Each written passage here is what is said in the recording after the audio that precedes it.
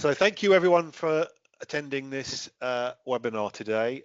What I would like to do is go through a few slides to talk about the challenges that we currently face in B2B sales. Everything I've put on these slides is based around publicly available data, science, and it's not made up by me. It's, as I said, it's stats and data that you can search in Google now. So I talk about some of the challenges in B2B sales and how to address them. And I do that through the lens of what I call 5C's. So 5C's is my own framework that I've built around sales and sales processes. Of course, there are other frameworks out there, or you don't have to follow my 5C's framework, but this is just the way that I've done it. So yeah, wherever you see 5C's, that's my framework. Cool. Okay. So what is the current state of B2B sales in the UK, in the West, in the US? Well, currently there is a bit of an efficiency crisis around sales. You would have thought that AI might have changed the balance. That hasn't come through yet. I'm sure it will one day. I was reading this morning an article about AI and how it is improving UK productivity, the highest it's been ever, I think. So I think AI, the benefits of AI are beginning to pull through. In sales, there's still a lot of talk about AI, a lot of tools out there, but I don't think we've yet seen that come through to the extent where win rates currently are only between 25 and 45% in the B2B world. So that means that 55 to 75% of the deals that you're currently working on, or your team is currently working on, will not close. So think about the amount of time that you or your sales team are spending on those deals that are never going to close. You can see why there is an efficiency crisis and why we need to improve what we're doing. Data also shows that salespeople only spend 33% of their time on sales. The rest of it is spent on admin, filling the CRM system, checking boxes, planning, etc. So only a third of their time is spent actually selling. So not only is there the efficiency crisis, there's also what I call the no decision black hole. Now this number really intrigued me. I didn't realize it was quite this high, but between 40 and 60% of deals in the B2B sales space end in no decision. So that means that you haven't lost it to a competitor, but 60 to 40% of deals currently in your pipeline will just go quiet. They won't tell you why. You won't know why they're not responding to your emails or your phone calls. They will go quiet and they will end in no decision. And no decision is the result of your buyers deeming the risk of change greater than the risk of staying the same. So for example, if I buy your product or service, not only have I got the cost of doing so, I've got the disruption, I've got the resources needed. If it goes wrong, it's potentially on me. Whereas if I do nothing, then I don't have any of those risks. So that is really where that lack of urgency comes in and moves a lot of those deals to no decision. That means that that risk of change is your biggest competitor. It's not another competitor in your market. It's that risk of doing nothing is your biggest competitor at the moment. Buyers are also not happy.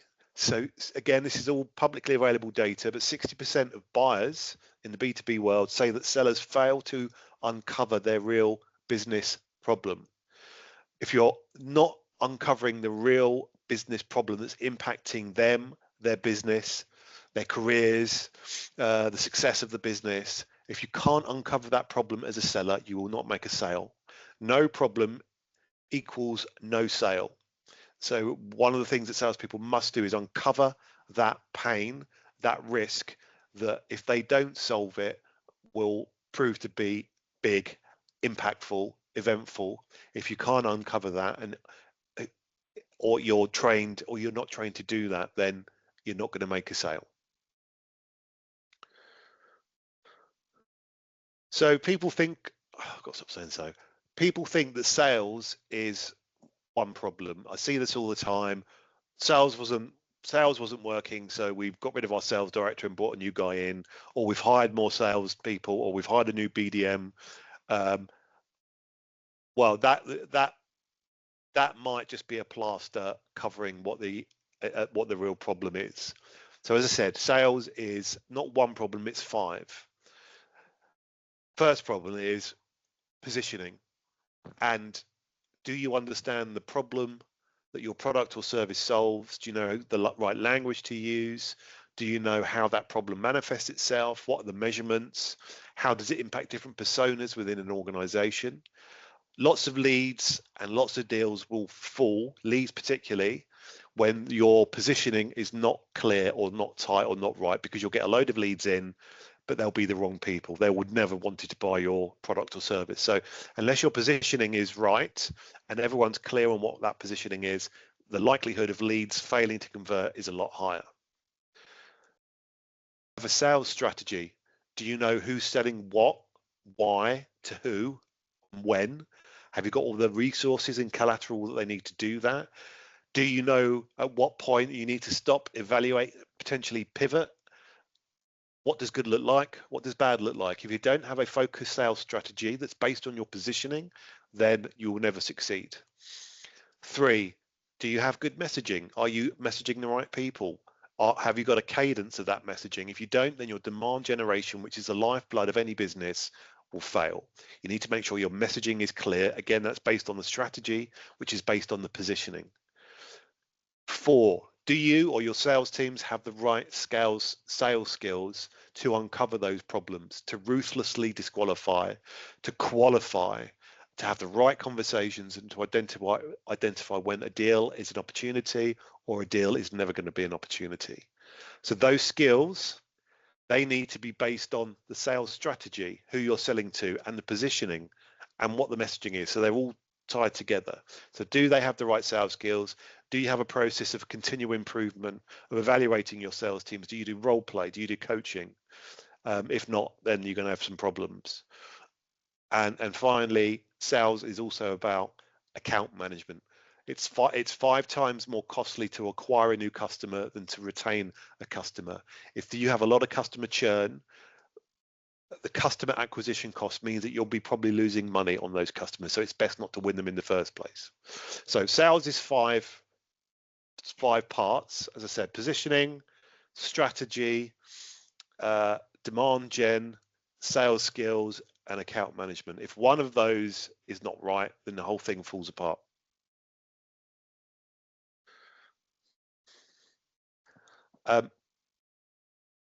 You still see now on LinkedIn sales bros talking about how sales is all about activity, hustle, pushiness, being confident, getting up at 5 in the morning, all this sorts of stuff.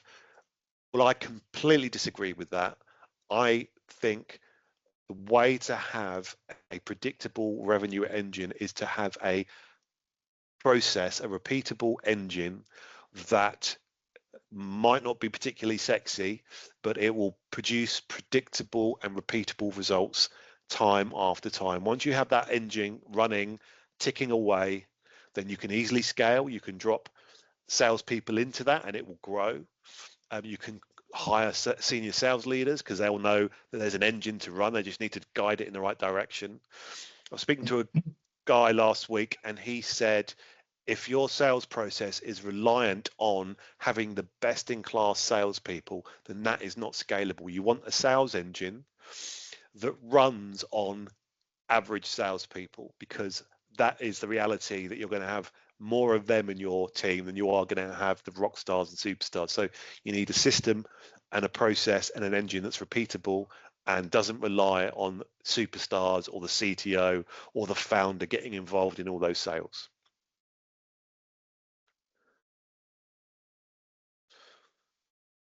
What are some of the symptoms of having a broken sales process? If you have any of these, then it's probably worth thinking about, maybe there is something broken that we need to have a look at.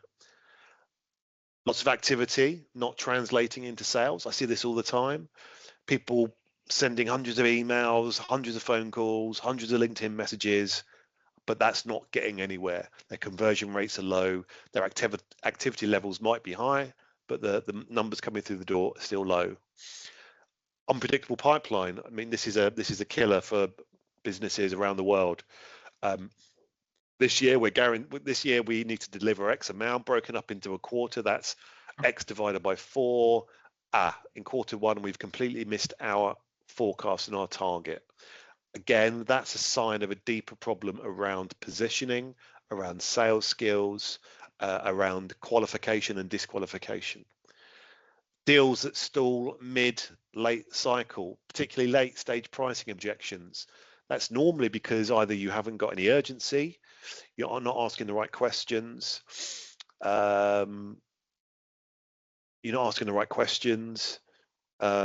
you maybe don't have a champion, or you've got a champion that doesn't really have access to power. So there could be some underlying problems there. So if your deals are stalling mid-late sales cycle, then that's a specific symptom of something that's broken.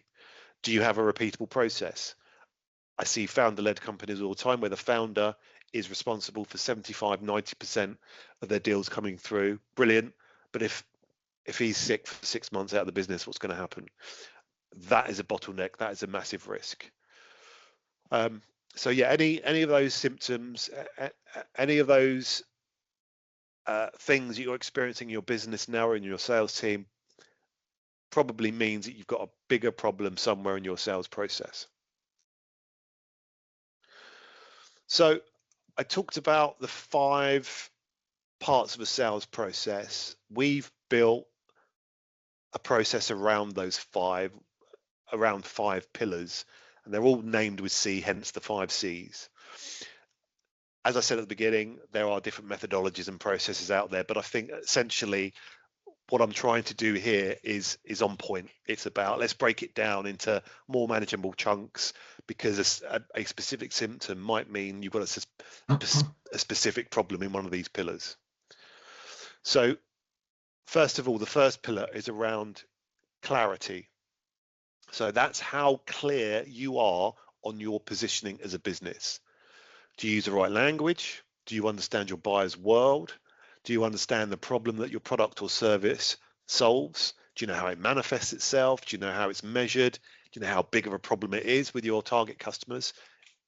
If no, then you've got a big problem. 2, coverage or sales strategy. Who is doing what and when?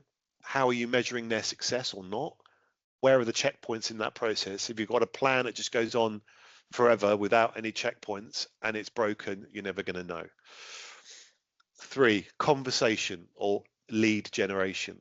What's the right messaging? Where do your targets play? Is it LinkedIn? Is it events? Is it email? Is it industry associations? How do we convert interest into sales conversations? 4, cause or sales skills. So can we validate the problems that we're uncovering? How do we quantify them? Do we know who the stakeholders are within an organization? Can we navigate ourselves around those stakeholders? Can we find out all the problems and how they manifest itself with those different stakeholders? And then 5, continuity, account growth. How do we position ourselves as trusted partners? How do we navigate the organization? How do we align with their longer term objectives and strategy? So those are the 5 pillars that I've named, and they are all tied to, as I said, sales is 5 things, it's not 1.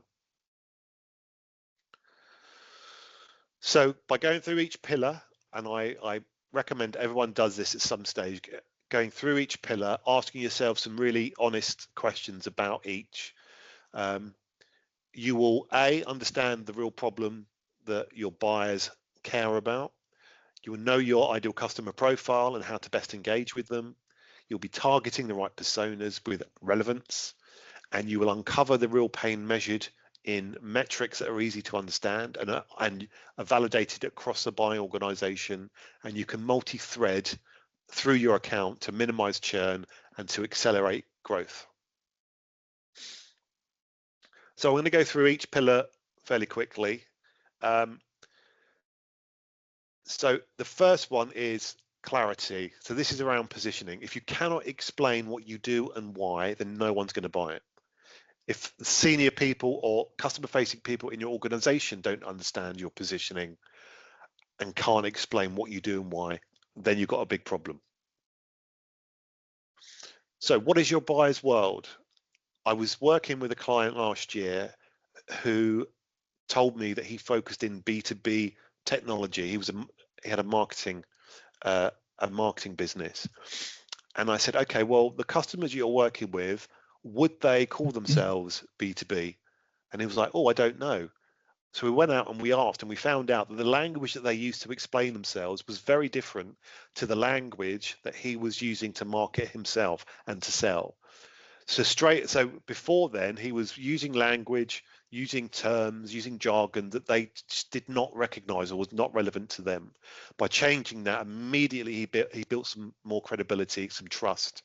Straight away, he got better engagement, because that's what they care about. That's the world they live in 24/7. Also, what terms and jargon should we avoid? So there are words, there's language that people are instantly turned off by, and that can be very industry specific. So what language should we avoid? Who are we targeting and why? You can target as many customers as you like, but if you're shouting to everyone, you're shouting to no one. So you need to be completely clear on who you're going after and why. By doing that, to making sure you understand the problem, who you're going after, the value you bring, the problems you solve, you generate credibility straight away. I was talking to somebody earlier today, talking about how you should set up a good sales call. And I said the first thing after introductions really is sharing insights about your industry as a seller to a buyer. Straight away, you're demonstrating knowledge of the industry, and that breeds credibility. So by positioning yourself, you also build that credibility, which then leads on to greater engagement, which then leads on to greater alignment between you, the seller, and the buyer. What I would recommend is, as I said, asking yourselves about your business or your sales function some very searching questions. So I've put together a checklist for each one of these pillars. I've just put a few examples of these questions up just to give you a flavor of what they should look like. But for example, can you answer this? What problem are your ideal buyers trying to solve? How does it show up in their day-to-day? If you can't explain that clearly and succinctly, you need to go back and revisit that. How would your buyers describe the problem in their own words, not ours? Again, if you can't answer that, then you need to go and find out what that is.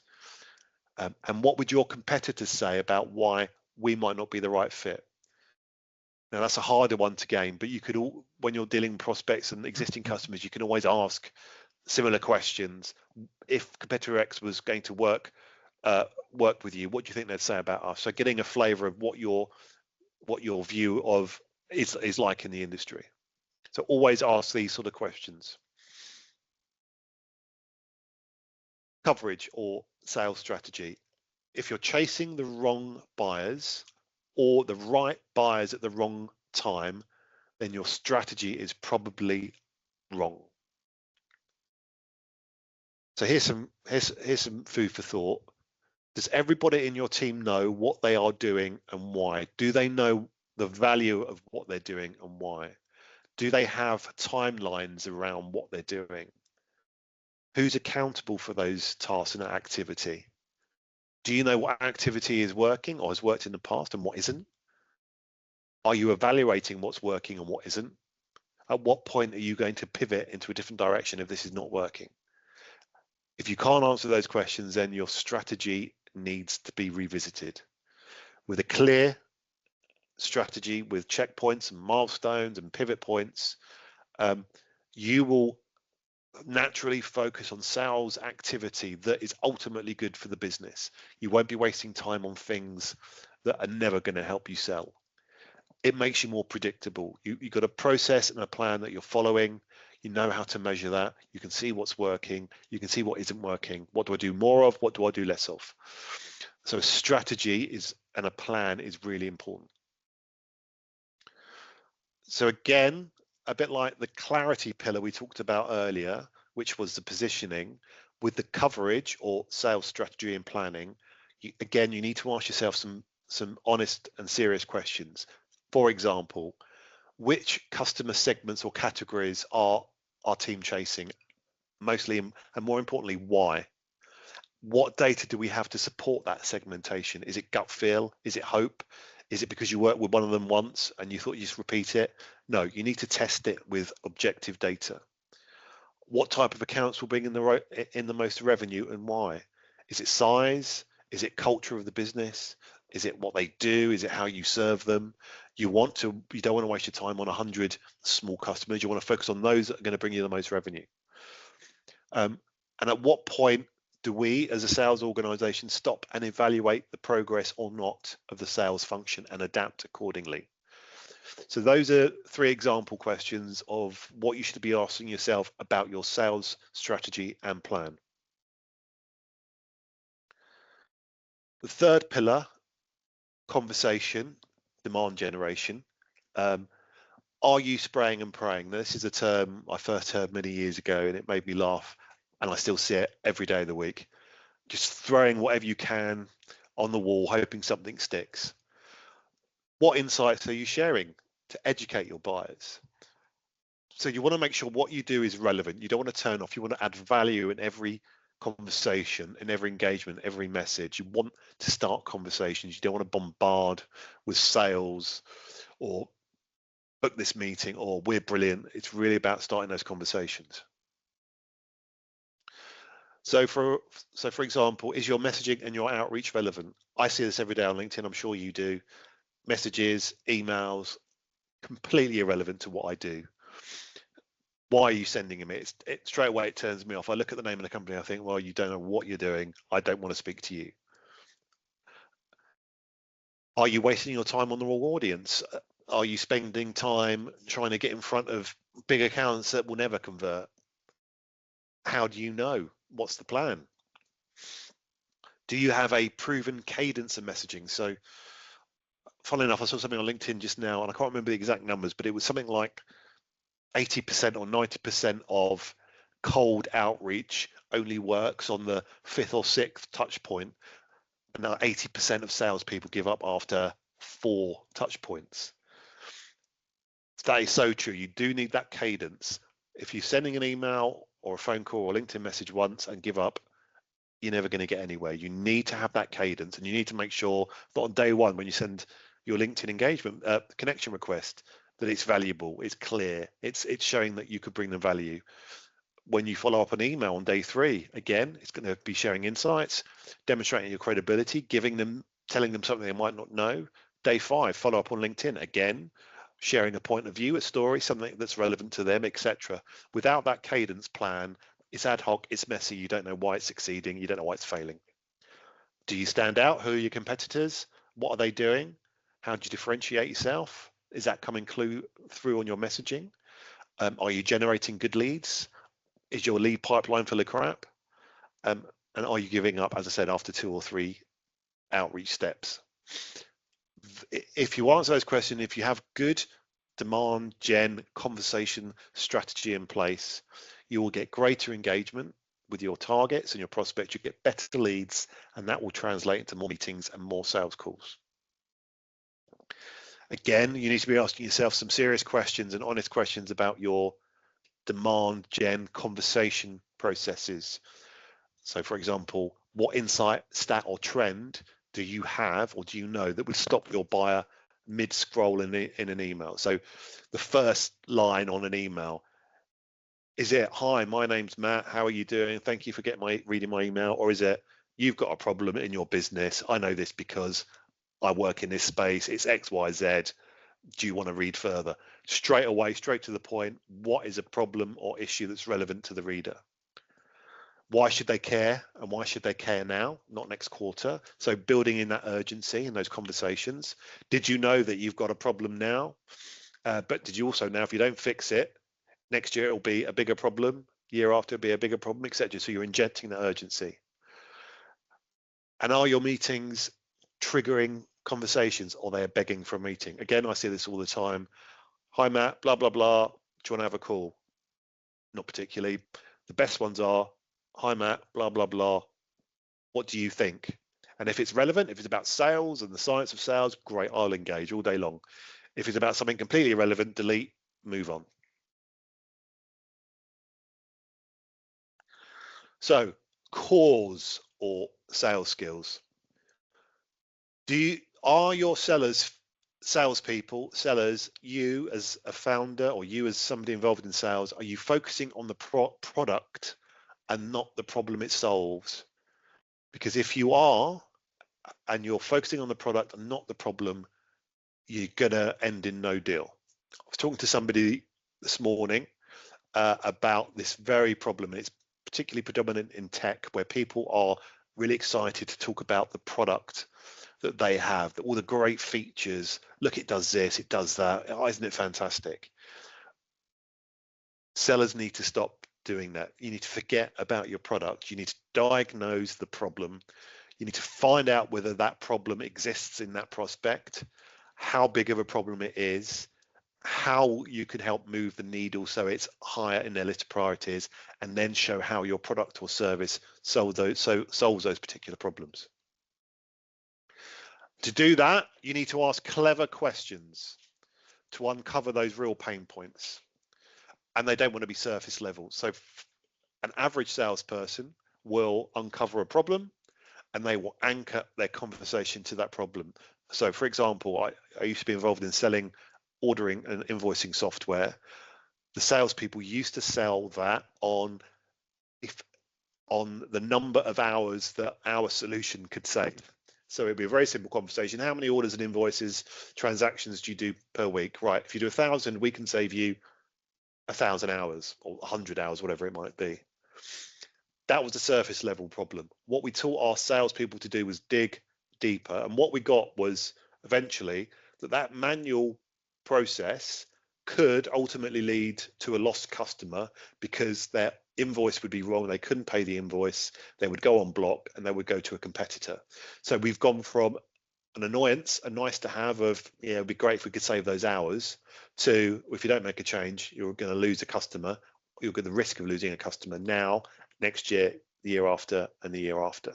So you want to make sure that your salespeople are skilled enough to have those clever conversations, to quantify the risks of the problem now and in the future, and to disqualify ruthlessly. It takes a really strong salesperson to say, this is not a deal, this is not a deal, take it out of my pipeline. But those are the salespeople who tend to be the most successful. The outcomes of doing this will be higher value deals, shorter sales cycles, because there's an urgency and people want to get it done and get that implemented. Because of that urgency, there's a more predictable pipeline. Because you're ruthlessly disqualifying, you're going to have deals in there that are more likely to succeed, and it gives you more control over those particular deals and opportunities. Again, around cores or sales skills, you need to ask yourself some questions about your abilities, your sales team, and your sales function. For example, who's our internal proponent or champion, and do they have influence to help you navigate the buyer organization? I was speaking to somebody recently about champion, and they were telling me how their deals were going quiet, going silent. And I asked who was the champion in this particular example, and they told me, and they said that the champion had got back to him and said, yeah, sorry, I can't force this over the line at the moment. That says to me that person was never a champion and never had the power or access to power that you would need for a champion. So if you don't have one of those in your deals at the moment, I would suggest you take it out of your pipeline. What will drive urgency within your buyer? Do you know what are the touch points to touch? Do you know what the questions to ask? Do you know what the problem is and how it manifests itself? And have you validated it with other stakeholders?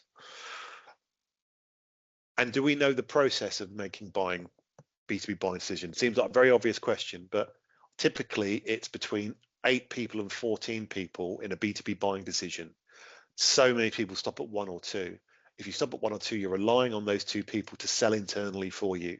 You need to be able to map out what that buying organization looks like, and you need to understand the process of how they can actually buy. If they don't know how, and often they don't know how to buy, so you need to help them and educate them as well.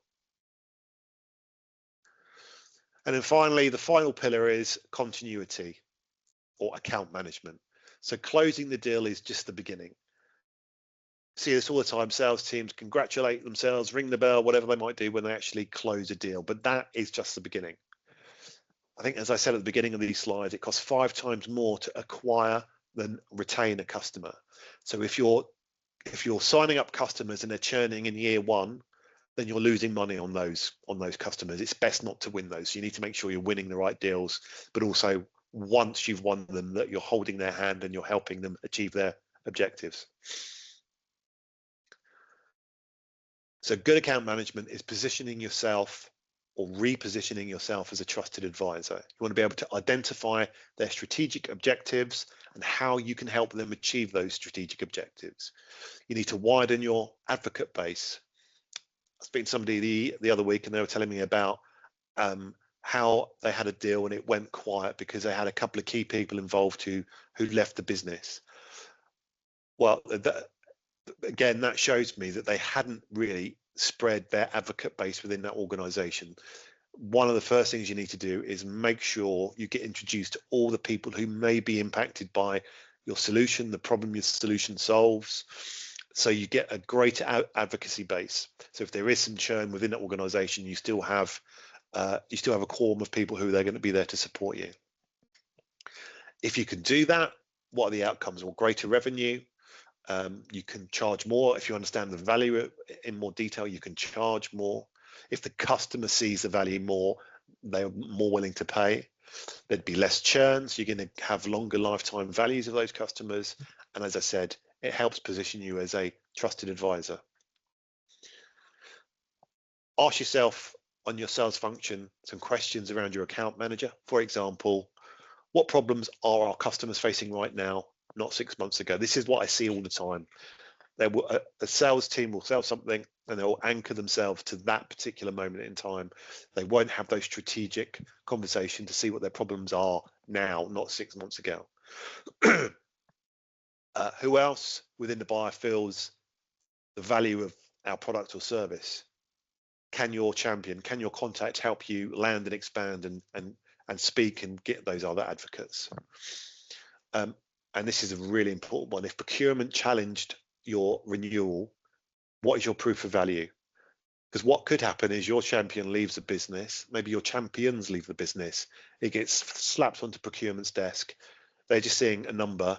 If you can't demonstrate what the value of your service or your product is, then you're going to have to go through that whole procurement process again.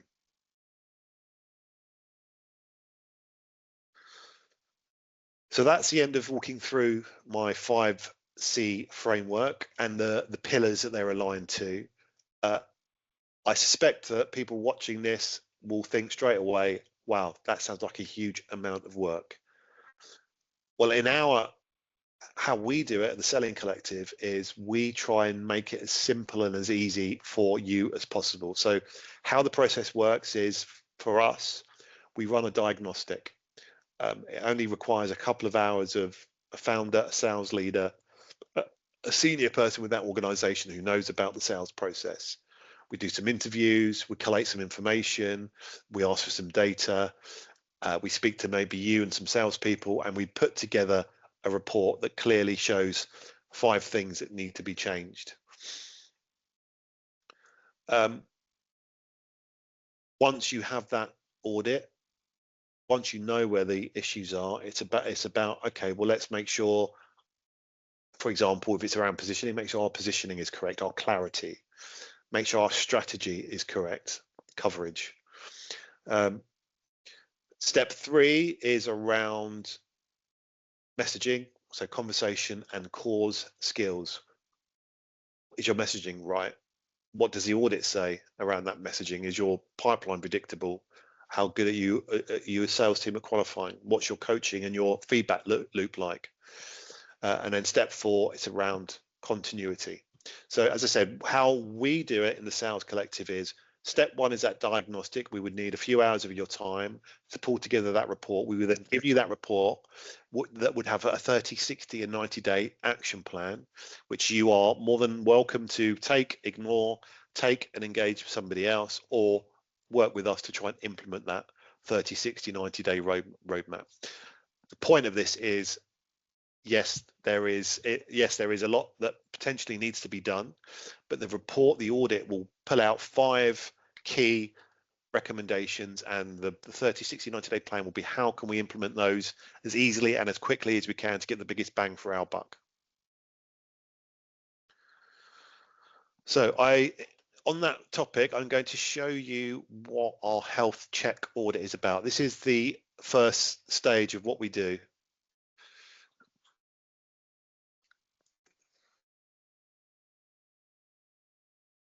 Bear with me.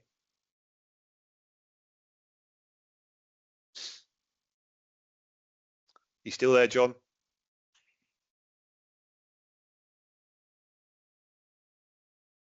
You still there, John? Yes, yes.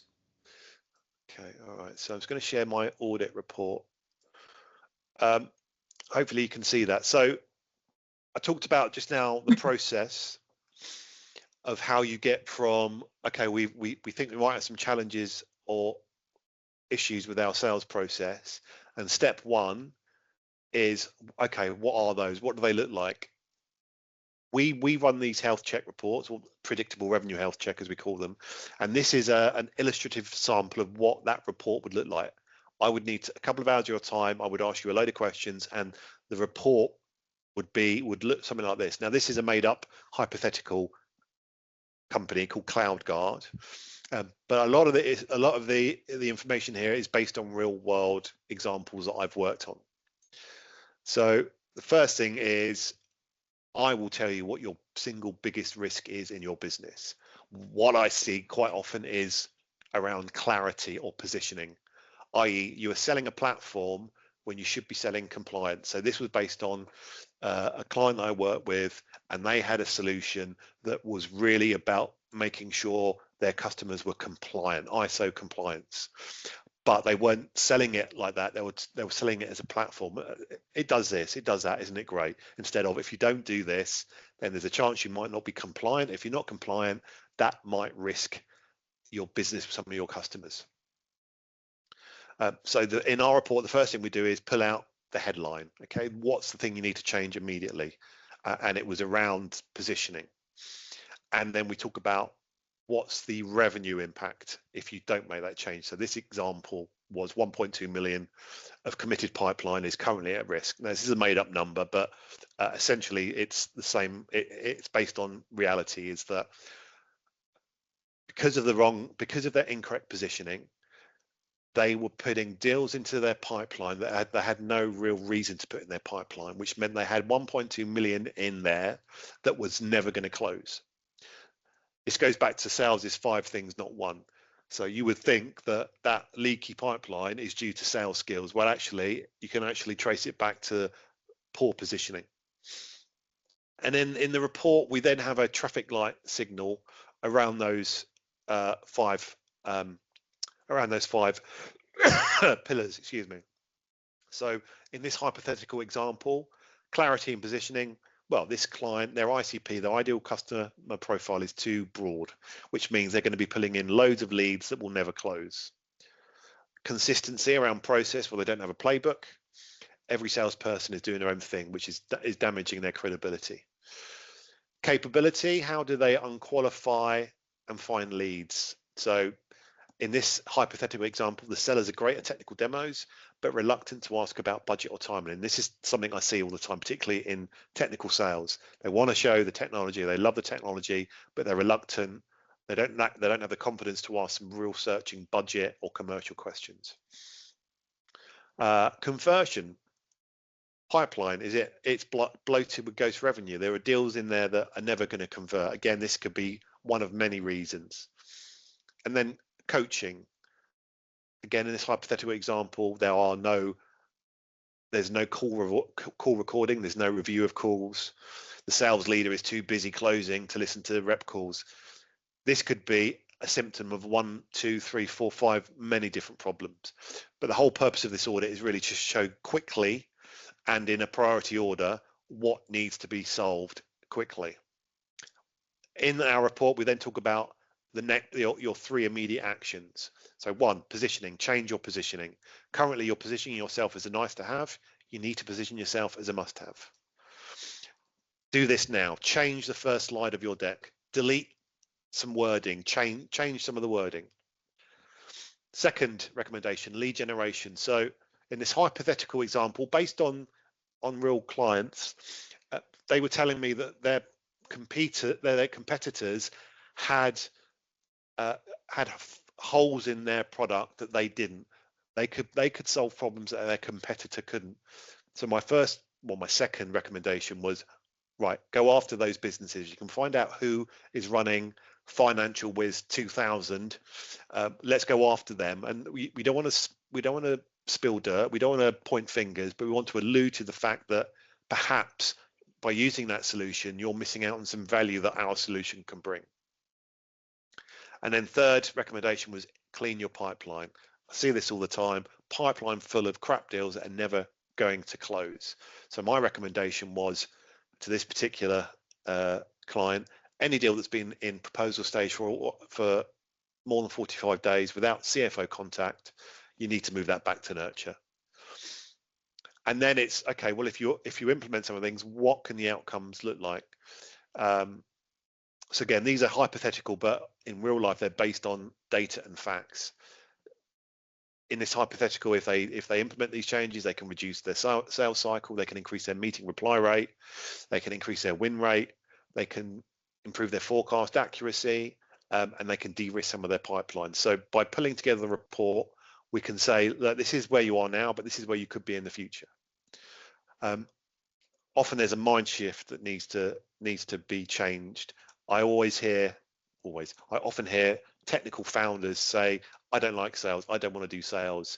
It's not me. It's not who I am. I don't want to bug people. I don't want to harass people.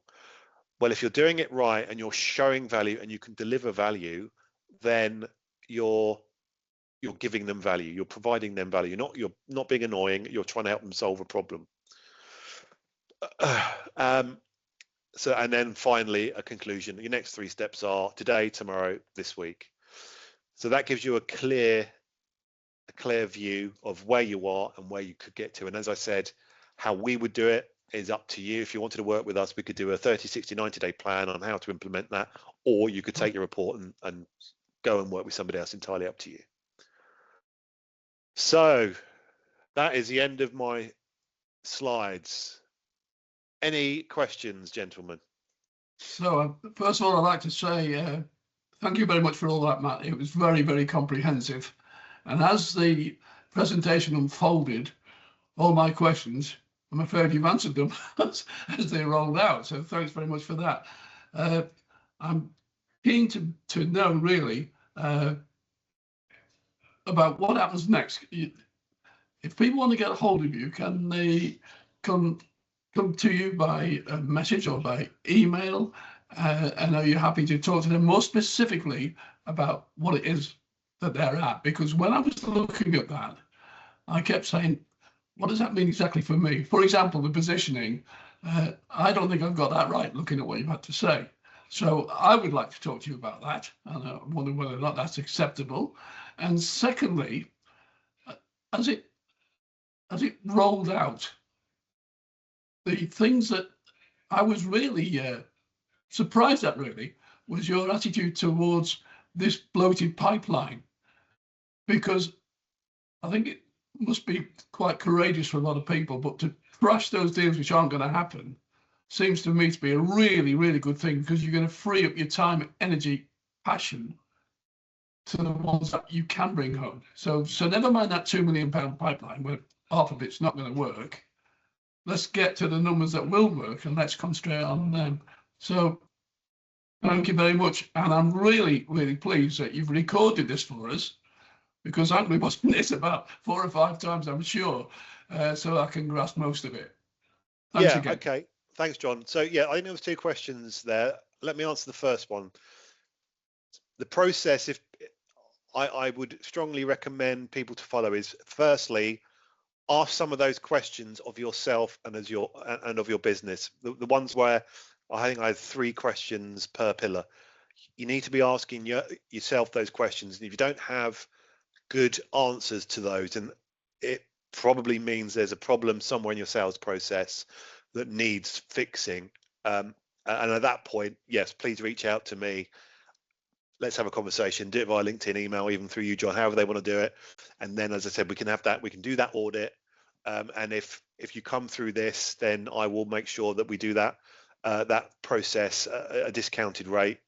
And then, as I said, the report is there for you to do with whatever you like. There will be my honest, experienced, recommended actions in there. And if you want to go and run with it, great. If you want me to do it, great. If you want to ignore it, also great. So I think that's the process. You did make a really good point there, John, about bloated pipeline. So one of the pushbacks I get most often is, and I tried to talk about this in one of the slides, is around having the confidence, as you said, to clear out that pipeline. And I've been in this position many times where I've got pressure from above because they're reporting numbers to their superiors, and I've been put under pressure to make sure my pipeline is looking healthy. And it took me a lot of confidence and courage to push back to very senior people within big global corporates, say, no, this might look bad, but this is accurate, as opposed to being a hero for a day and saying, oh, I've got this huge pipeline, it's brilliant, whereas in fact in 6 months time you're going to be the villain because you haven't delivered any of that. So it does take a lot of confidence, and it does require a lot of nerve for founders or owners of business or business leaders to say, okay, in the next 6 months we're going to take a hit on our pipeline because we're going to go through it with a fine-tooth comb and pull out any crap that's in there that's never going to close. And at the end of that process you're going to be thinking, shit, this is not good. But as you correctly pointed out, John, you can then focus on those deals that will close, and over time you can build that pipeline back up to, and you want it, I think the average is 4 times coverage. You want to get it to a point where those are deals that could close, which means your forecasting is more predictable, which means your numbers are more predictable, which means you're going to build confidence into your process, etc. So yeah, bloated pipeline is a big one. It's something that people are really reluctant to tackle. It's almost fingers in their ears, but long term you do need to tackle that. So I like to think in a strategical way with things, and for me the first port of call would be to look at those checklist questions which you put up, I think, behind every slide, and if we can't answer those, we think correctly, that's the point when we need to get hold of you and say, can we talk about it? Yeah, and you need, and yeah, absolutely. And you need to be honest with yourself as well, because people believe they are positioning themselves in the right way. People believe their messaging is on point. People believe they're asking the right questions. And one of the ones that people will go through, it's around positioning, messaging, language. Ask yourself those questions honestly. And if you can't answer them, then then the fundamentals of your positioning is all wrong. So yeah, that's what I would encourage. So I like to think that I know what I don't know, and look at those questions. I don't know quite a lot of them. So that will be my first position. I'm going to go through them later on, and then I'm going to come back to you with the parts that I'm not sure of. Cool. So thanks very much indeed for that, Matt. And thanks for everybody who's going to be watching this. And it's been really, really helpful. Cool. Good stuff.